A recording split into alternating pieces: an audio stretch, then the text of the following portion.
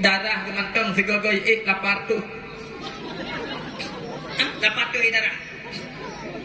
Kabi mutang peng hanya sertuh ribe makna blobru. Ijok peng lanuk yang kakayanya mi ha. Nah ijok peng lanuk yang kakayanya. Ijo ku bertanya omah. Budah dakwa. Minggu ku roh tajak alam gedanya ka tuha jumpa mutua. Ulang ka setengah Jawa. Walaupun anak tula tapi pat yang biasa tak melakai hinan yang mangan nyo pukul lagi lemburah. Ya. Walaupun anak tu jumpa mutua di keliling rumah tinggal. Tapi wate tak tutup, wate tak pakat, hana mangan ate tu ate jauh. Anak di luar kampung kadang-kadang bak RBT tayu kusan tayu wo tu pom dua. Dumna. Nyo pukon cin jauh segala tak buka. Ya. Truk kedeh ruh tak pegah long. Alah nak mutuah bu. Katruh pulang bakah nuk trip kah hana ku jak-jak kena kuat tahu cucu kuat tahu kah. Trip padahal minggu rasa boleh kerja. Dua ku tabak urukat Tuhan. Terus kedih ruh ku pegah long. Kapi mutang peng tanya sertuh ribe mak nak bela ber cuba lado manu itu je jauh. Itu je. Ima.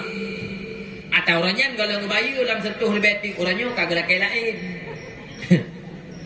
Buh munyo lagi nyan jawaban anu unuk tanyong dikerek haba ba arep cukup. Mangan ate nebak ne mana? Mangan.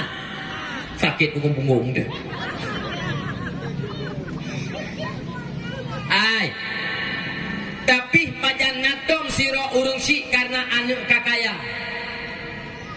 Getuleh bati on bon ke pempoh jamun pada mabeh ijak tikulai wa tikulai tangen baru tangen duha. Karena ji kakaya jumpa mentua geba ba rumah ji tawa ba kedai ji nek karena kah kakaya nyepat pun nek kali getuleh mulai jamun kabaya nek atamak jamun pernah.